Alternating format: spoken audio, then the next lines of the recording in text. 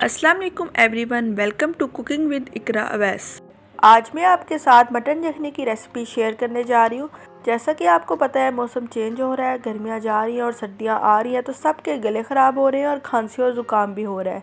इसके लिए मटन यखनी बहुत ही मुफीद है और गोश्त की यखनी चिकन यखनी की निस्बत ज़्यादा इफ़ेक्टिव होती है।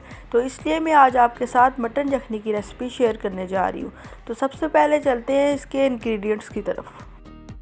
यखनी के लिए सबसे पहले हमें चाहिए होगा 1 किलो बकरे का गोश्त, लहसुन के 8 जव्वे, अदरक 1 इंच का टुकड़ा जिसको मैंने दरमियान से काट लिया है, 1 अदद बड़ी प्याज, 1 छोटी चम्मच साबुत काली मिर्च, 1 इंच का दालचीनी का टुकड़ा, अगर छोटे हों तो 2 ले लीजिएगा, 2 अदद बड़ी इलायची और 6 अदद लौंग, 1 छोटी चम्मच हल्दी पाउडर, 1 छोटी चम्मच या हस्बे ज़ायका नमक, क्योंकि नमक हम बाद में भी ऐड कर सकते हैं अगर कम हो तो, 1 छोटी चम्मच साबुत सूखा धनिया, 1 छोटी चम्मच साबुत ज़ीरा और आखिर में 5 गिलास पानी के। अब हम एक प्रेशर कुकर ले लेंगे और एक एक करके इन सब चीज़ों को इसमें डाल देंगे।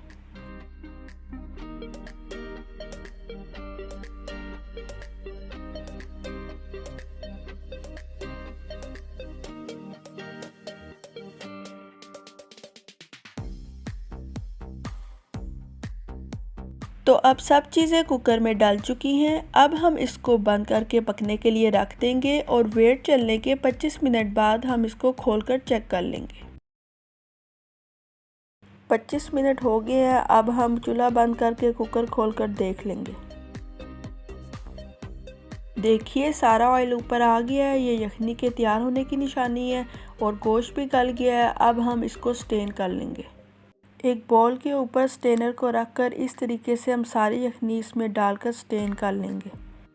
तो देखिए अब सारी यखनी स्टेन होकर इस बॉल में चली गई है और बाकी की सारी चीज़ें ऊपर रह गई हैं।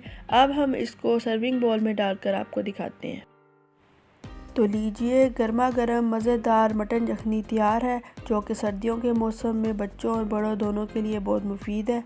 और अगर आप काली मिर्च और नमक ऐड करना चाहें तो सर्व करते वक्त भी ऐड कर सकते हैं। आप इसको ज़रूर ट्राई कीजिएगा और वीडियो को लाइक भी कर दीजिएगा। साथ में हमारे चैनल को सब्सक्राइब करना मत भूलिएगा। अल्लाह हाफिज़।